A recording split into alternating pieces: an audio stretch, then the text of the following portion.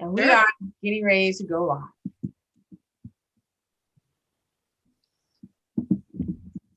Okay, everyone, I am Sean and I'm the owner of SportBike Chic. And today we have the ladies that are with us from our previous chat. So we enjoyed it so much. We had so much content to share that we really wanted to continue on. And we wanted to go ahead and bring you today. We have Nunu, we have Dion, and we have Be Nice. So again, this is a partnership between SportBike Chic and Buzz to really make sure that we connect consistently with our motorcycle community.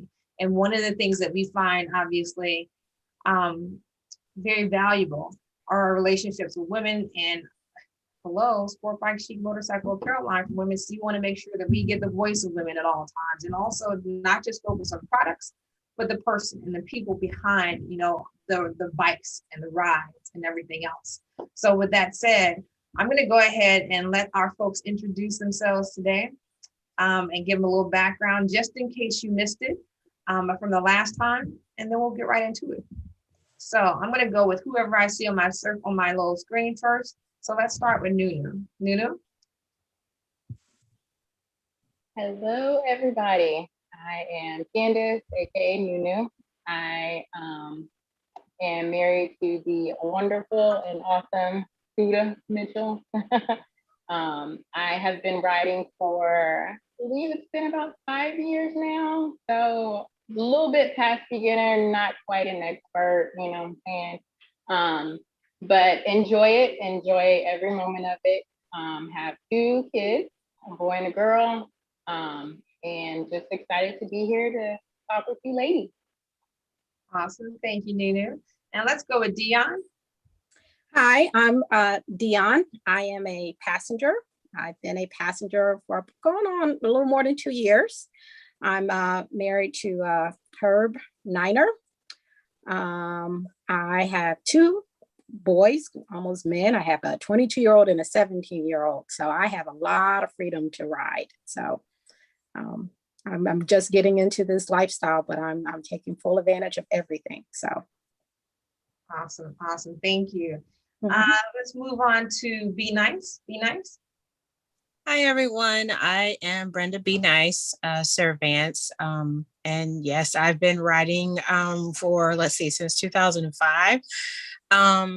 Basically, have enjoyed taking several trips long distance, which has kept me in the lifestyle just because of the experiences and the people that I have come across and broke bread with. So that's pretty much me. I don't have any kids, just have a husband and 2 fur babies. So that's awesome. So, and wait, what are you about to say? My husband popping in. You know what? Sir, to be out the background, please. Stuff. No kidding. What's going on?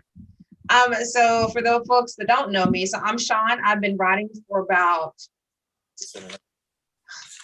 first of all, since 2008 or so. I started out on SB 650. I don't want to say upgraded because the SB was a really good bike, but I will say that I was able to do a little bit more with the R1.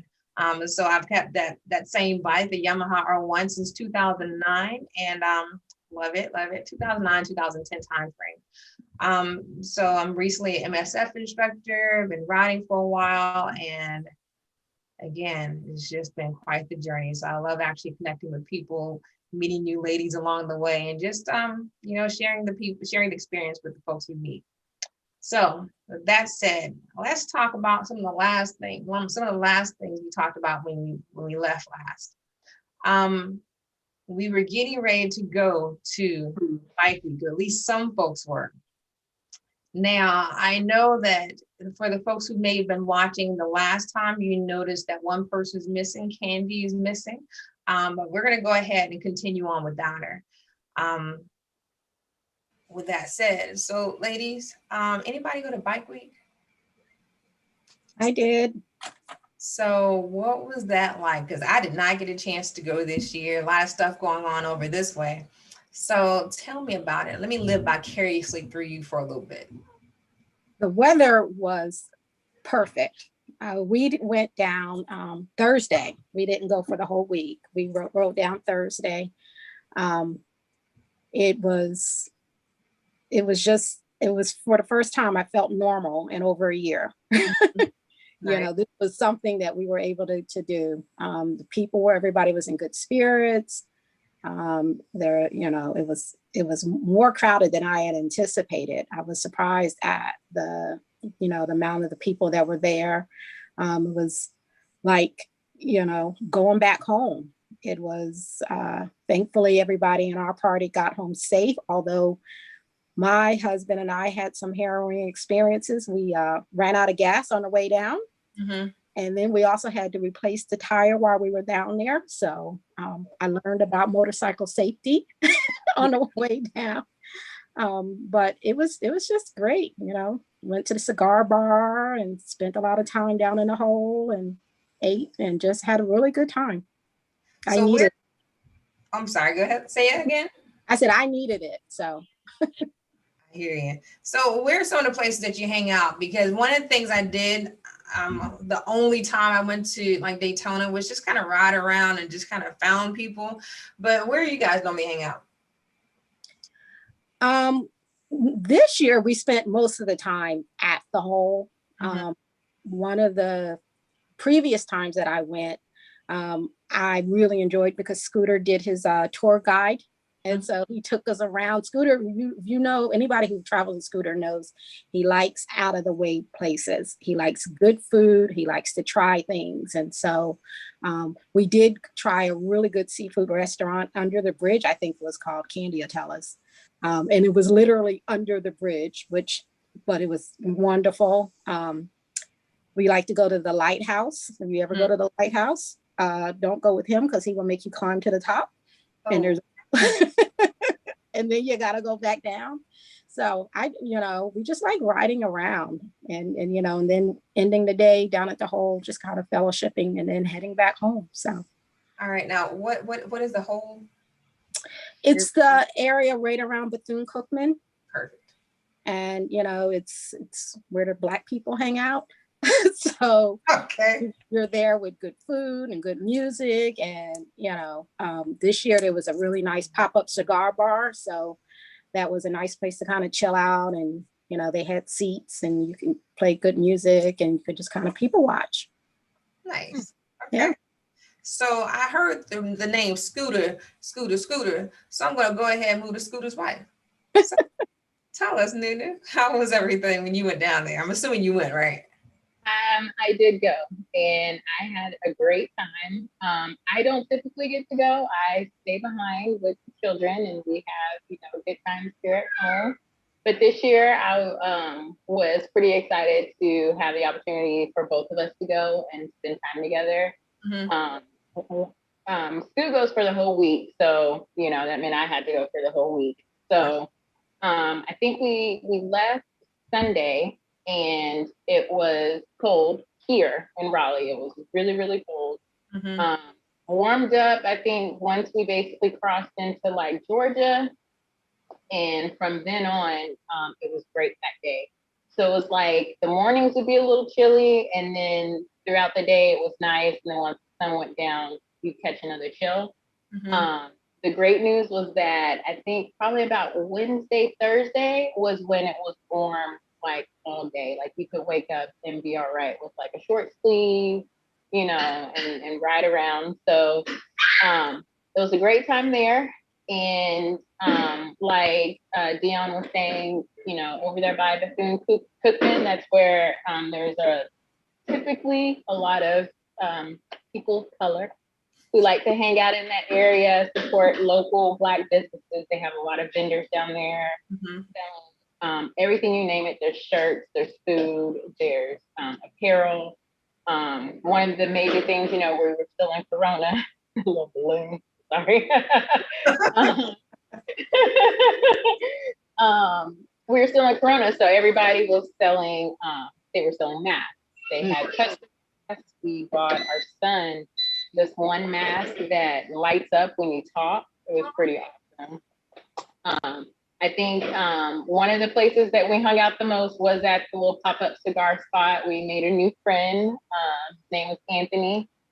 He owns his cigar, I guess you call it theme or mood is called PENTA, which is an acronym for Put It in the Air. So he was great, awesome hospitality. You also have, I think it's Main Street, where you get more of like the non-people of color, where they like to hang out.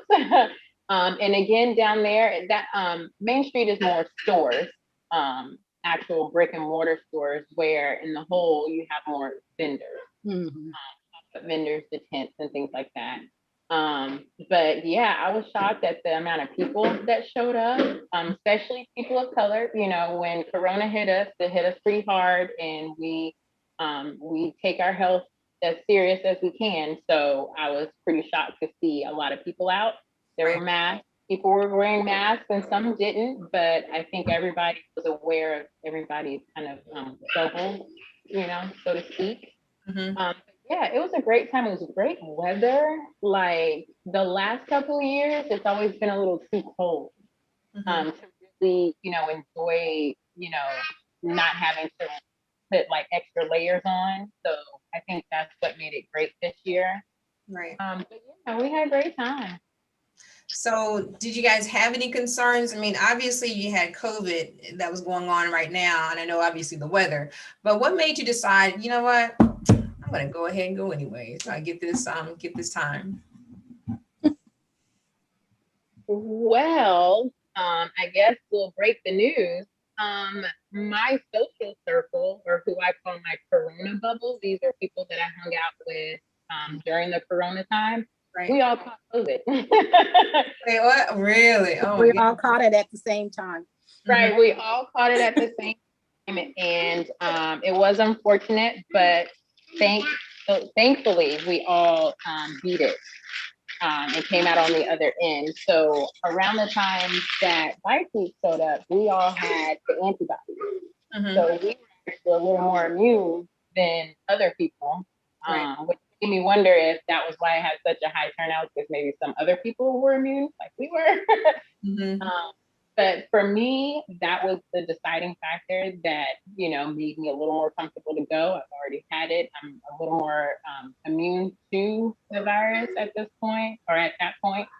So that was the decision. And everybody, you know, like I said, if when parents catch it, the children catch it too. So we were all hunkered down. And mind you, I found out on my birthday that I tested positive. So we were at home on my birthday and did not leave the house. For like, so it was great to be able to get out. And mind you, Dion and I, we actually had right when Corona hit, we were scheduled to take a cruise.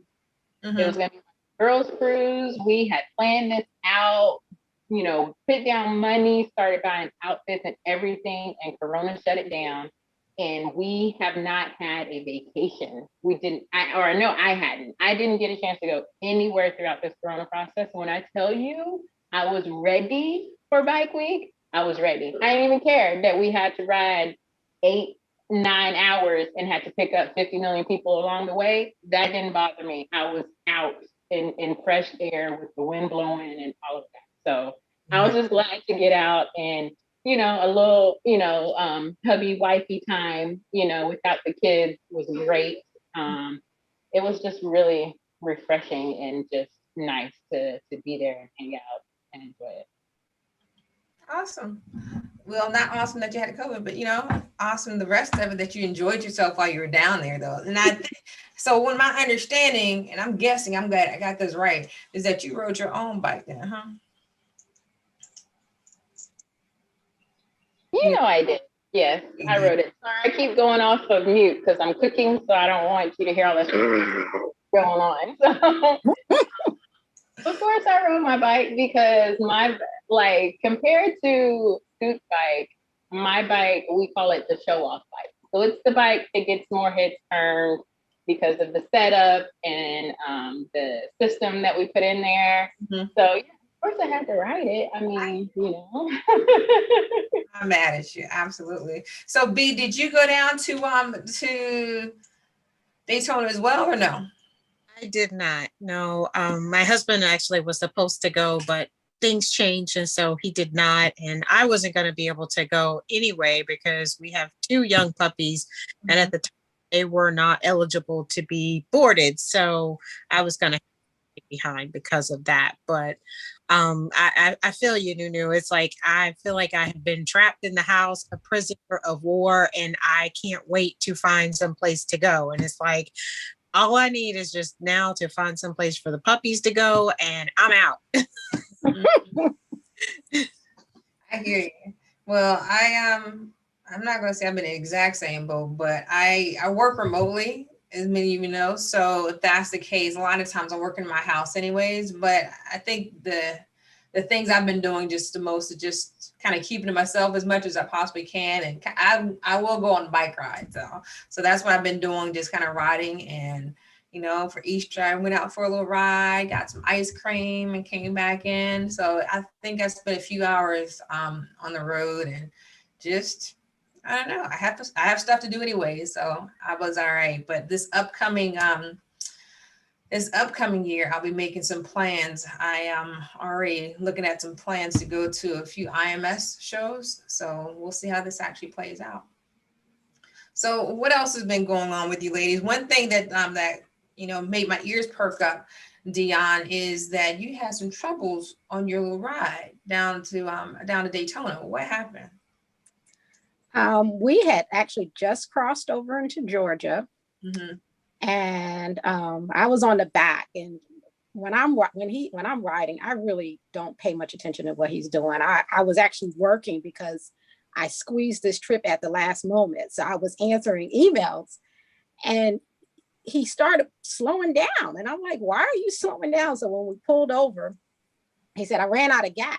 And I'm like, how does that happen? I knew there was something wrong with his gas gauge, but you're supposed to know how far you went. And so thankfully, as soon as we pulled over, I did learn something. He took the helmet off and he put it on the ground. And apparently that's the sign of motorcycle distress. Mm-hmm. So I learned that. And as soon as we put that down, a highway patrolman came up. And I mean, literally, we were only 5 minutes. And he took me to the gas station, and I was able to buy a gas can and put the gas in. Mm-hmm. As we were riding, he was able to tell me that he rides. And so, he's kind of trained to look out for people.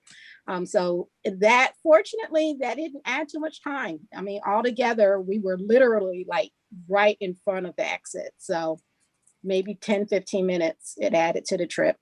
Good. So we made it down there. He didn't want me to tell, but I told as soon as I got there. And so then we were riding around, I think Friday, and he, we were getting ready to leave out, and he looked at the tire and he's like, I need a new tire. And I'm like, again, I've ridden enough with Scooter that I know he normally does the check and all that other stuff. And I'm like, what do you mean you do the new tire? Well, it's not going to make its way back. So thankfully we were able to get, in a place and get the tire put on Saturday morning, and it didn't take that much time. But Scooter said, and another gentleman in our group, Godfather, they both said, we're going to teach you what to look for. So I learned now what to look for on a tire, and I can, because he said, you'll pay attention to it. He'll try and risk it, and you don't have to risk it. So that was interesting. I learned. I use that as a learning experience. He won't ever hear the end of it though. So I bet you won't. So I mean, Nunu and B, do you guys do your own maintenance on your bikes and everything, or what do you do to kind of prepare yourselves for a nice ride?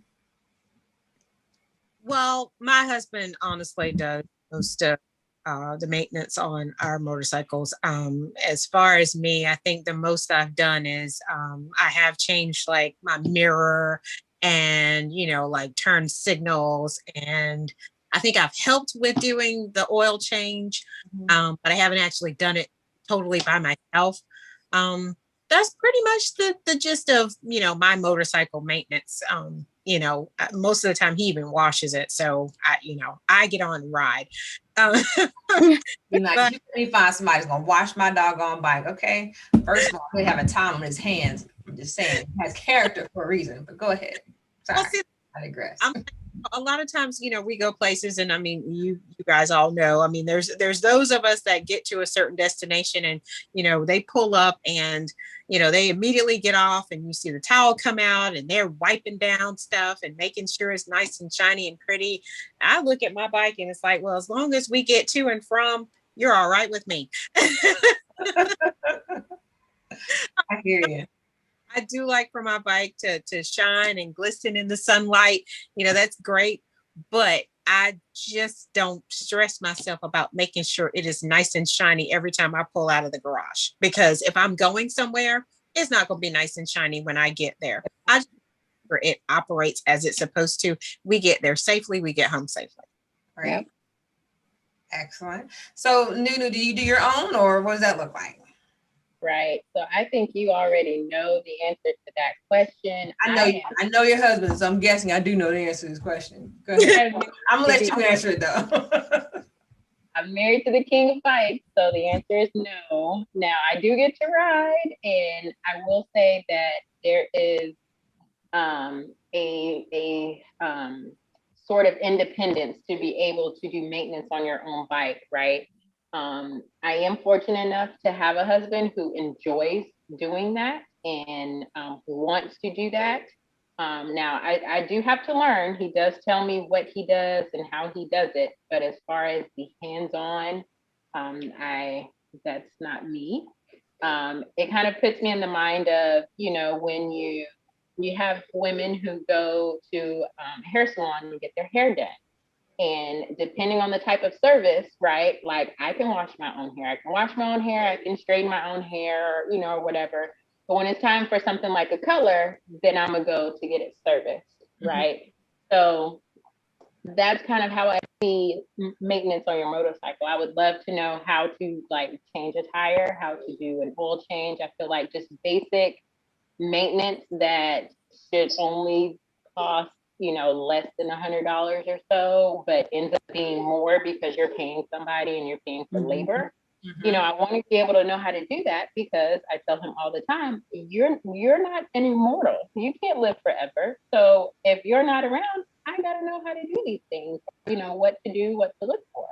Right. So he's slowly coming around, you know, he's letting loose of the reins just a little bit and letting me, you know, play around on my bike a little bit, figure out how to do some maintenance. But for the most part, when it's time for traveling, that's really his realm. He would prefer to just do the once over on the bike and make sure everything is good to go. So I know that was a long answer. So in short, no. Don't worry, we have plenty of time. It's all right. So Dion, I'm sure that, you know, did your husband ever teach you anything and say, oh no, just look out for this, or, you know, you guys go over stuff together other than when you're on the side of the road? Ask a lot of questions. So, you know, when he's working on his bike and I'm out there, I'm asking him what he's doing. You know, I don't know if I would ever get to the point where I would change the oil or anything, but he's open to answering. I'm learning slowly about, you know, when they're talking about, you know, things going wrong, I'm learning what they mean and what to look out for. So I don't know. We'll see. We will, you know, one of the things I found, which was interesting, one of the another guy, he had run across a young rider and on Main Street, and his bike had stopped, and they're out there doing all this troubleshooting. And then after like 30 minutes, he said, "Is your battery dead?" And the guy's like, "I don't know." So he was able to check, and his battery was dead, and they were able to get it jumped and everything. And I'm like, why didn't he check that first? Like, what was that all about? So, you know, as I'm just learning through osmosis, just hearing people talk, and, you know, I might just learn enough to be dangerous one day. So I hear you. You never know. Yep. Well, I know. I mean, when you're riding, there are plenty of scenarios where their battery is dead. Yeah.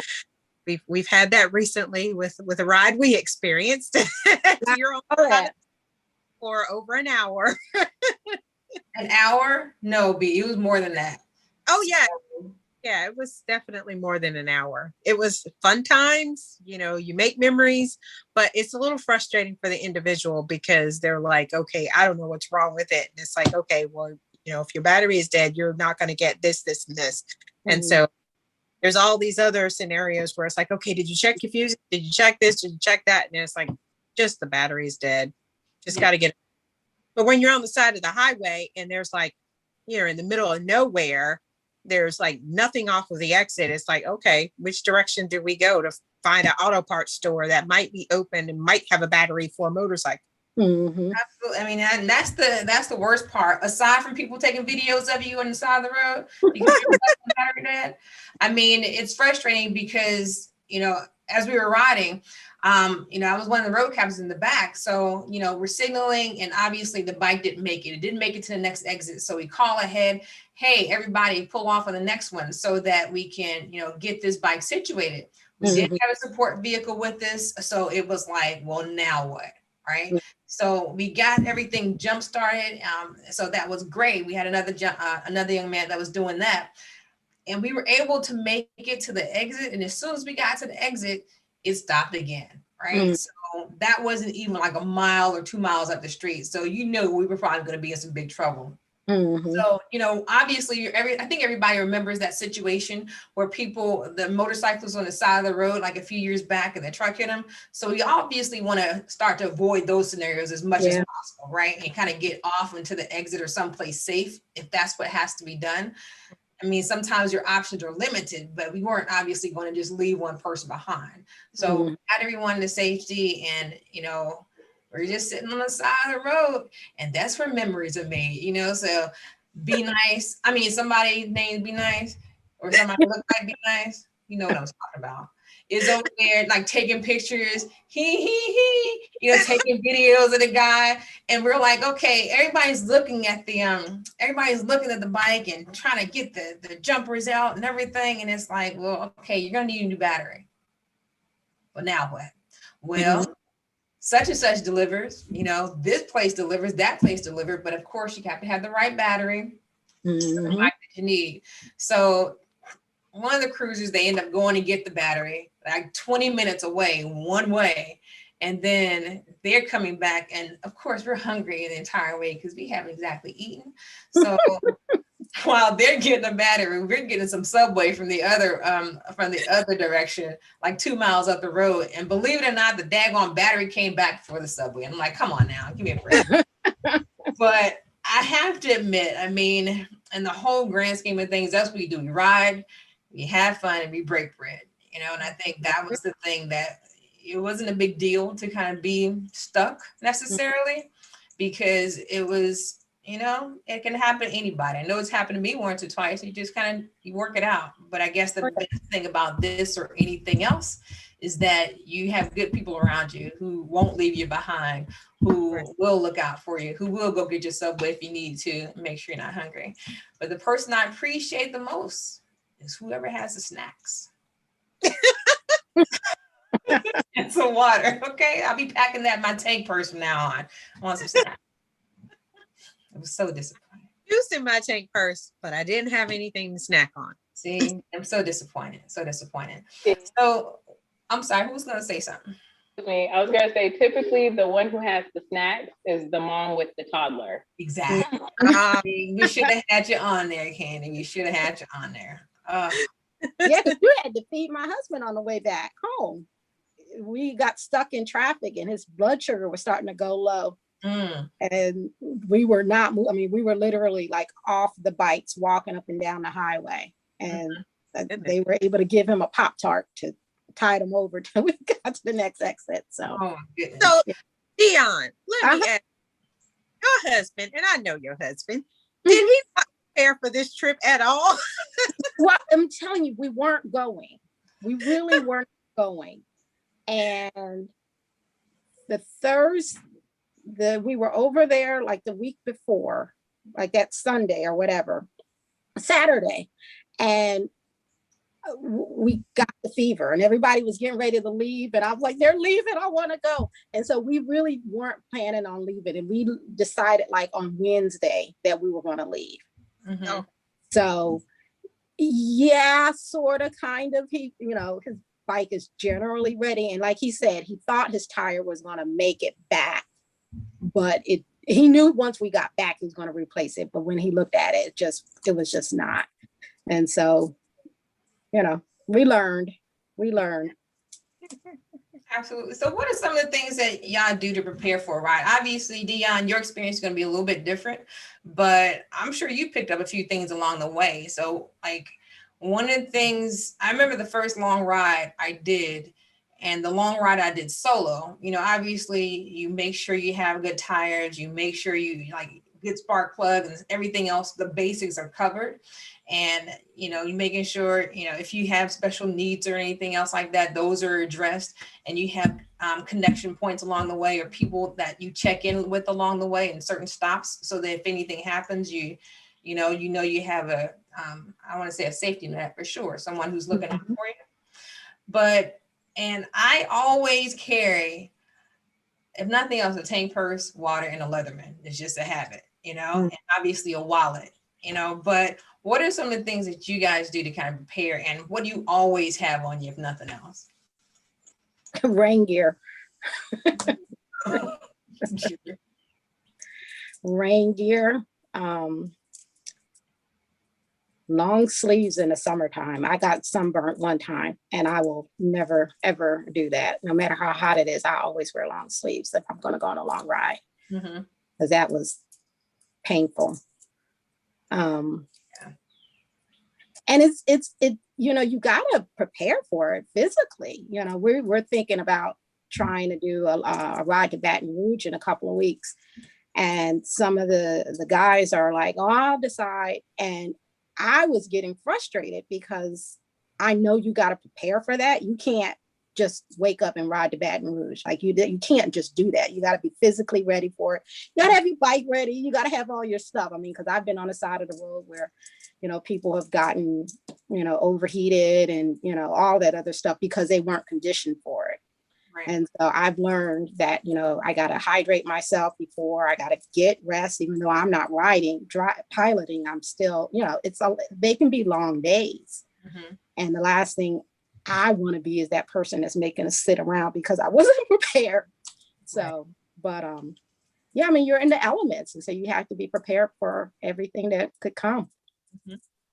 Absolutely. Nunu, what do you normally have? And how do you? I agree with Dion. I definitely say long sleeves. I've been caught in the rain so many times that at this point, whether I have rain gear or not, we're always caught in the rain. Sorry, y'all. But the interesting part about preparing for a ride, this may sound a little funny, but for those who have known me for a few years, they know that I used to wear a lot of different hairstyles. So for me, preparing for a ride was making sure I had a helmet that could fit over whatever hairstyle I had. So to this day, it's like I have 5 helmets because, when I wear braids, I need like this big helmet to go over my braids, Now I'm loving this whole lock feel, so it's not as bad anymore. But I will tell you, it doesn't take long for a helmet to ruin a ride. Like it is just a little bit too small. So for me, it's actually a good fitting helmet for whatever hair you decide to wear that day. Oh yeah, I can attest to that. I went to Charlotte the other day, and I just picked up the helmet, and I don't normally wear this helmet, right? And it was just, actually, matter of fact, it was that helmet up there. But at the same time, I grabbed the helmet. I'm like, all right, I'm gonna go. And just like you said, different hairstyles, whether you're wearing natural hair or protective hairstyles, you get it and go. And I didn't realize why I didn't wear this helmet so much until I actually got on a ride on the way back. Apparently the helmet was more round than it is oval, and my head is more oval shaped. So naturally it was big enough to fit my hair, which is great. But at the same time, it kept mushing me in the nose on the way back, and it was bigger. So it's like I'm riding down here, the wind's all tearing up and back on the face, and this helmet is kind of going up here. And I'm like, you know what? I should have had a V8. It was horrible. So I'm sitting here just riding down the street, my helmet like just my finger in the chin strap just to kind of make sure it's not going on, not my chin strap, my chin guard, just to kind of prevent it from going, fit flat in my face. And it was like, I went right and got me another helmet. So I'm with you. I'm right there with you on that one. So I got long winded. I hope it didn't steal your joy. But what else you keep on your new? So for me, a good fitting helmet, a long sleeve, and a gun. Right. I have my concealed carry, and the one thing ever since I've gotten it, my husband has always been like, you should always be prepared. You just never know, especially with, I heard on a podcast that just 2020 up to this point, 2021 alone, we've had like over 200 mass shootings.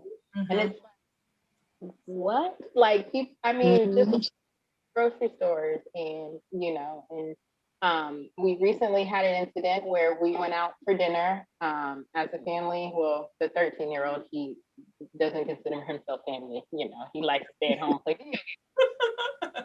The little munchkin with us, and we were out, eating, and there were people outside the restaurant shooting. And that day, of course, I wasn't carrying, because usually when I'm with my husband, I don't. But that day I wasn't carrying, and luckily everybody that we were with was carrying. But ever since that day, it's like, and then having a ride, like, what, just life panic sets in, like I froze. And it's like, ever since then, I have, always wanted to just have protection, just in general.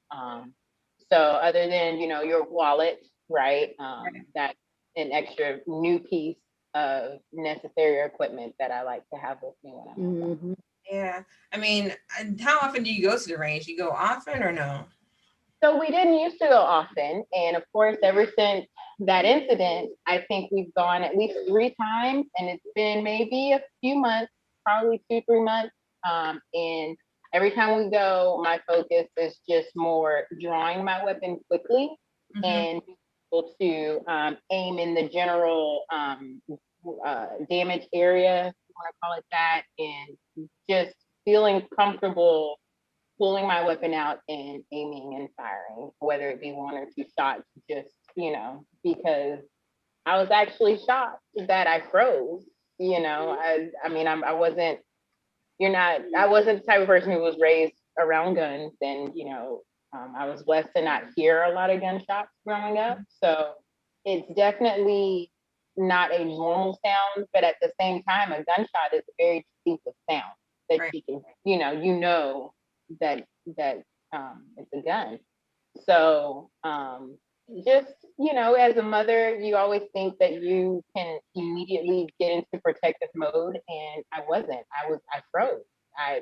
Flight or fright, I was frightened in still mode. So or fight or whatever that is. Either way, I froze. I can't even remember.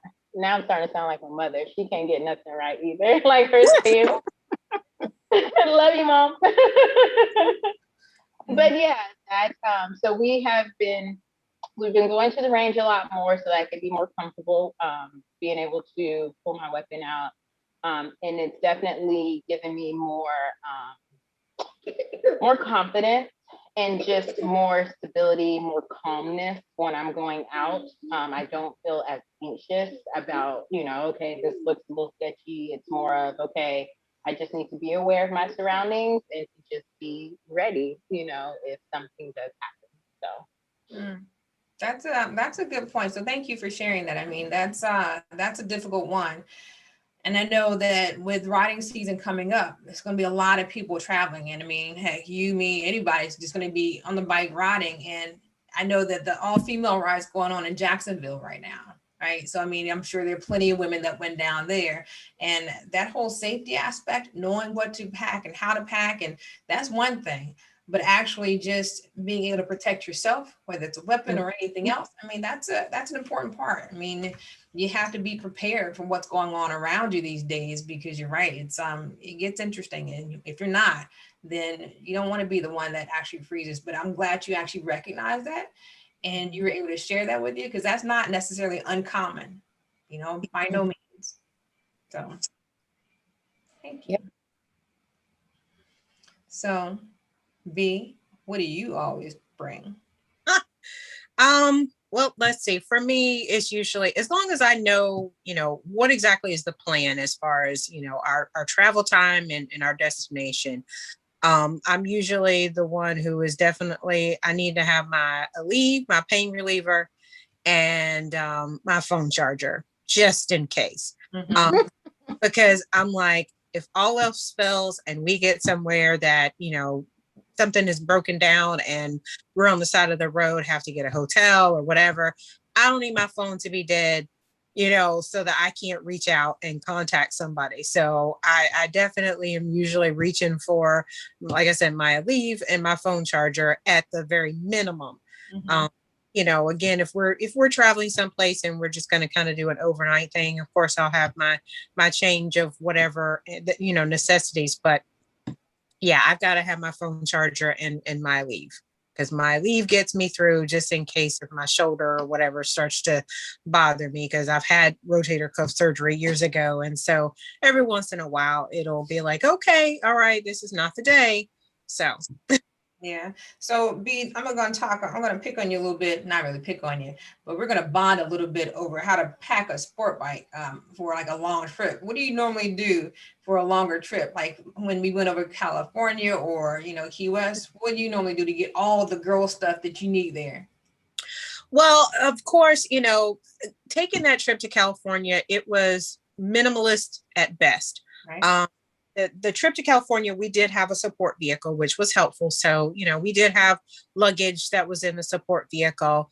But, we had to think about, okay, if all else fails, something happens with the support vehicle and the luggage traveling, what exactly was going to get us through?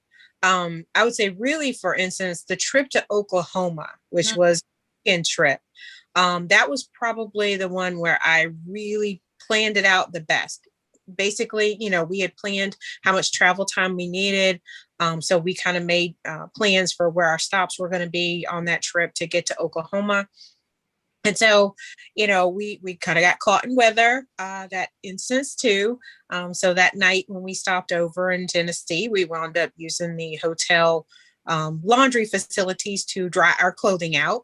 But the for the weekend, actually at the destination, I had just shipped some clothing for us to wear for that event, and then also some return clothing. So we were just able to trade out, ship the things back that I didn't need, and we were good to go.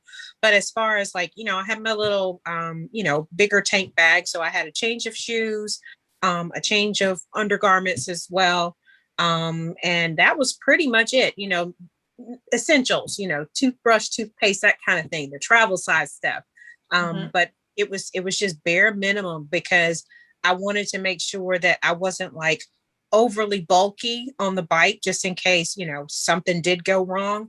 But I needed to have that stuff, because if we made it there, I wanted to make sure I was covered. So we did. We had a good time and we made it back. Awesome. No, that's a great point. I think being able to pack, I think some of my longer trips, when I get on a bike and I don't really know where I'm going, I'll do my marine packing, so to speak. I'll pack a couple of pairs of socks, a couple of pairs of unmentionables, and a tank top and some shorts. And it's like you ball it up, you're making sure it fits ever so neatly into your little tank purse. And again, get the hand sanitizer, the bare essentials. And if you need a weapon, okay, fine. It's available to you, and you go from there. But I think that was one thing I learned from you a while. I was like, you know what, I want you to ship it there. And it's like, doggone it, if I need something, sure, I can buy it there when I get there. If I don't know where I'm going, if I have to be there for a long time, and just ship it back if I really want to, if I really need to, and call it a day. Because that whole wearing backpacks, that thing is for the birds right there. Yeah. I mean, I'm especially not over it. long distance, to have to ride with a backpack. It's just, I can do it, don't get me wrong, but it kind of takes a little bit out of your stamina to be able to support yourself, just kind of enjoy the ride when you've got this, extra, just say 10, 20 pounds on your back because you're bringing the extra pair of sneakers, the extra pair of I'm going to the club shoes, a dress or an outfit or, whatever. And, all your other essentials. It's like, okay, this gets to be a little heavy. I mean, granted, I've done it. I put it in a backpack. We made it happen. But if I that backpack at home, that's exactly what I'm doing. Absolutely. So, I mean, those are problems that Dion and Nunu don't have to worry about because they have the cruisers and everything. Exactly. Yeah. Bags and extra luggage compartments. No, it depends on the ride because we don't always like to pull the trailer. Mm-hmm. And then they have filled up their bags with sound. So we're very limited. If we're just taking the bike without the trailer, I am limited in space. I mean, we have the rack and we could put some stuff on there, and we just acquired this new bag. So I have learned to pack much lighter. I was the queen of pack everything. I hated buying stuff when I got to my destination. And I have learned to coordinate outfits so I can wear one pair of shoes, and I have my little toiletry bag, and I pack less than my husband. Right. Oh wow! Stop it. Are you serious? No, really. When we leave, he usually ends up with 2 bags. He swears it's because his shoes are bigger, but I have 1 bag, and he generally has 2. Wow. So I've never guessed that. Yeah. But kudos to you. I'm not mad at you. You might have to show me a couple things too in one of these days. Yeah. So what else? I mean, we're not going to talk until what? Maybe the fall, depending on how things go. Where are the places that you guys absolutely will be this summer during riding season? Me, I don't know. I don't have any hard plans for travel. We're kind of tossing some things about. When I say we, I mean, my husband and I know, the club that I'm a part of, we've talked about, one particular trip that may be happening to DC. But as far as hard plans, I don't have any hard plans because, of course, in the background, I'm still dealing with, okay, is it a good idea to go with COVID? Where are we with that? Just considering, the location or the destination, is it safe? What are the accommodations? What are the arrangements? Are we going to just go there for the day and come back? Are we going to spend the night or spend the week? Or, so I'm keeping that in the back of my mind before I make hard travel plans. But I've got to get out this year. I've just got to get away from this house. I love being able to work from home, but I'm sick of being in these 4 walls. Is cabin fever setting in, B? Yes. It is, even though I don't have any bars on the walls and, in the windows, it's like you feel like you're in prison. You just, you feel like you really haven't gone anywhere. I'm so used to being able to say, especially like around this time of year, SV, we usually are taking the trip to the Outer Banks. So, it's like when memories of that stuff comes back, it's like, oh, dang, can't even go there, actually. Well, so, we'll see. I hear you. I mean, I can't compare it to prison, but I will say that, being confined in these walls, it's a little interesting, but I will say that, today it was a gorgeous day outside. So I sat there with the little window up right beside the window. And it was nice a little bit of a change of scenery, but I mean, you have to kind of just get out, even if going for walks or something in the park or something like that, just to kind of break up the monotony, even walking around the neighborhood. Now, I say that because I don't do it, but I know it can be done, And I think about it every day, like I should go for a walk. Nah, I'm good. But I should go for a ride. I'm good. So there are options there, but I hear you. Yeah. Well, now it's like, it's pollen season. So everything's pretty, it's just in the air. And it's like, to go out and spend a whole lot of time, taking a nice little adventure walk or walking one of the Greenway trails or something like that, it would be great. But, once I come home with the itchy, watery eyes and I'm sneezing all night, I'm not enjoying it so much. But, if I go for a ride, I can put my helmet on and, try to keep my visor down as best I can and just enjoy. Absolutely. So Dion, where you and your hubby headed to? Baton Rouge, Nice. no, for sure. We're going to Vicksburg, Mississippi. Hey, say hello to my people. What else you got? Yeah. And then I want to get further west, so we're going to try and figure out some way to get out, not all the way to California, but I need to pick up more states, and so I want to go further west. So we're going to try and do some 3-day weekend trips or something like that. So Okay. Oh, all right. So Southwest, huh? Yeah. yeah. I'm gonna pause you for a hot second to interrupt. What you mean you gotta pick up some more states? What you doing? Are you counting states or something? I am counting states. Yeah. How many you got so far? 25. Ooh, okay, Diva. I hear you. Yeah. So, Okay. And then where are you headed to? So we had a trip scheduled for this weekend actually, but I had some emergency issues, and we had to cancel, or maybe not cancel, it'd be more of a reschedule. Mm-hmm. So didn't have any plans for our anniversary in June. So we're actually have rescheduled our trip to be in June.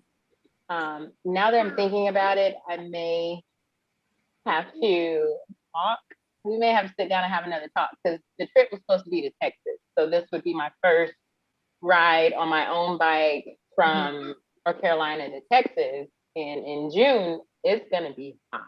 mhm. Oh, you can do it. We went. Considering- It was middle of what was it? September? Was it SV? Yeah. Yeah, you can do it. It's like, as long as you keep moving, right? It's going to stop, right? Yeah. Yeah. Turn it on, right?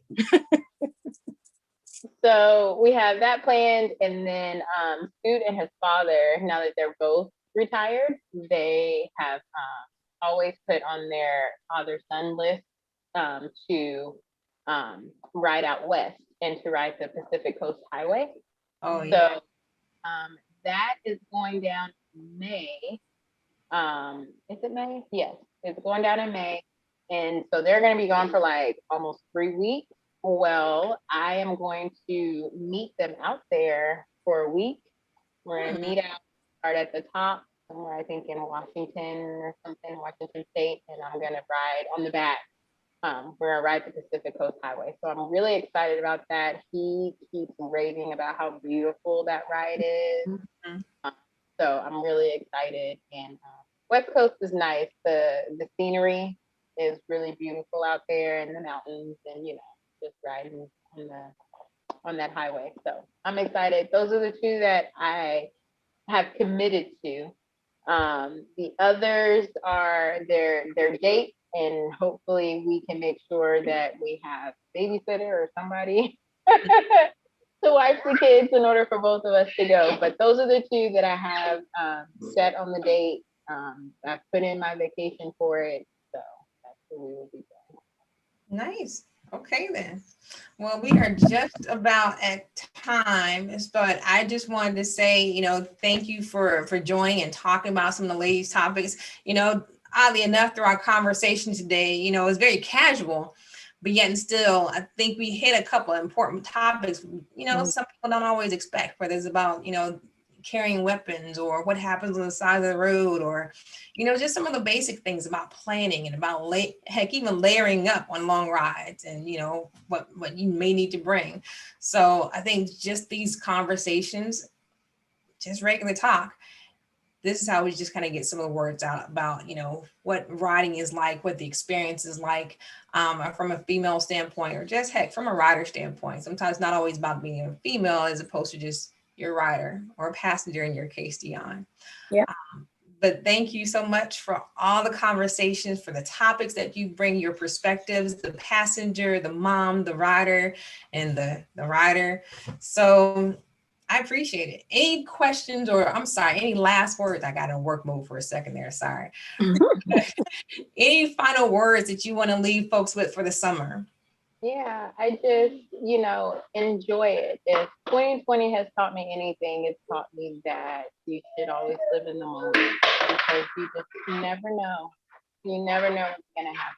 So be present, live in the moment, and you know, just enjoy it. Enjoy the ride, right? You may not be on a bike, but you know, just enjoy the ride. Enjoy what life has to offer you. You know, just one day at a time. Yep. Any more final thoughts? Be safe. Absolutely. Yeah, that would be because there is a lot going on. Life is very challenging in itself. It seems like we've turned the corner with COVID, but there are other issues and other situations that everybody's facing in their day to day. So just like Nunu said, be present, try to enjoy, today. We don't know what's going to happen tomorrow. And if today is not your day, then look forward to tomorrow and try to make it your best. Absolutely. I think you both said it best. I'm not going to sit here and belabor the point or echo it, but I appreciate you guys' support. I appreciate your words and your wisdom and your insight. So thank you all for joining, and we'll catch you next time. All All right. right. Take care, everyone. Bye-bye.